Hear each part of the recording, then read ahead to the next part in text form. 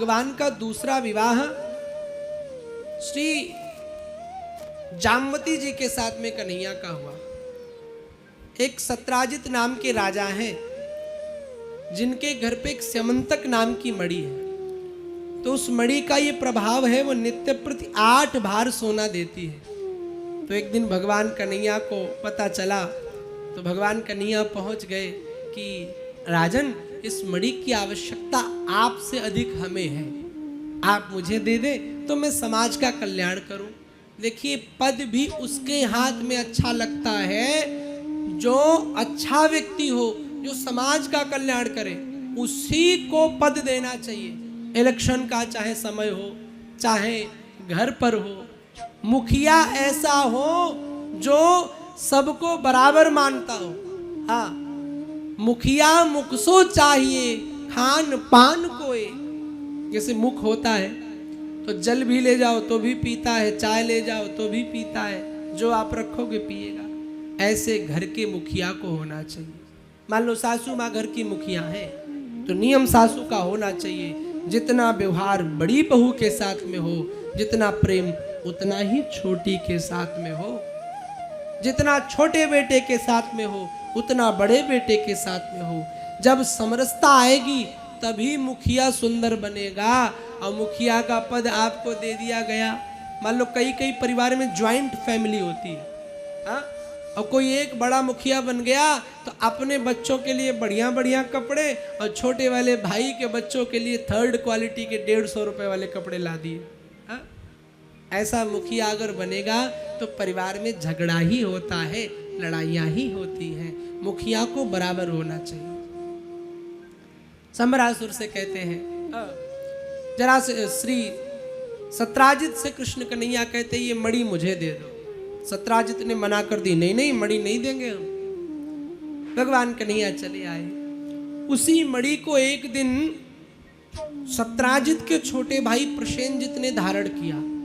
किस लिए धारण किया? वो चमकती बहुत थी और सोचा कि जंगल जाऊंगा, इसकी चमक से जानवर मेरे पास आएंगे, हिरन मेरे पास आएंगे और उनका शिकार करके उनको मार दूंगा। देखो एक बात बताऊं, आपको कोई पद मिले, आपको कोई धन संपत्ति मिले और आप यदि उस पद को, उस धन संपत्ति को सदुपयोग की जगह दुरुपयोग करने को सोचोगे तो सदैव आपका विनाश होगा, इससे ऊपर कुछ नहीं होगा। भगवान ने अगर किसी लायक बनाया है आपको, किसी योग्य बनाया है आपको, जीवन बार बार नहीं मिलता, मानव का जीवन एक बार मिलता है। ऐसे कर्म करो कि दुनिया तुम्हें याद रखे। हाँ? जब कोई भी मर जाता है उसके नाम के आगे स्वर्गवासी लगाते हैं। आप कैसे जान सकते कि वो स्वर्ग गया या नरक? कैसे कह सकते हो?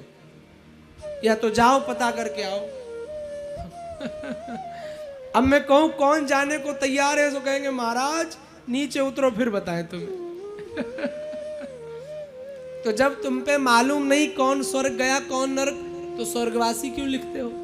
देखो, पता करना है कि कौन स्वर्ग गया कौन नरक, तो एक उपाय है।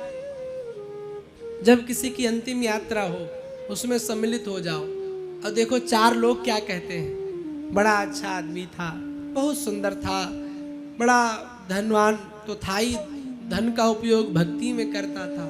तारीफ प्रशंसा करें तो समझ जाओ स्वर्ग गया, और धीरे से कहें बहुत बुरा व्यक्ति था, अच्छा हुआ मर गया, बड़ा परेशान करके मोहल्ला परेशान था, समझ जाओ यमराज के स्पेशल काले वाले नरक में गया होगा।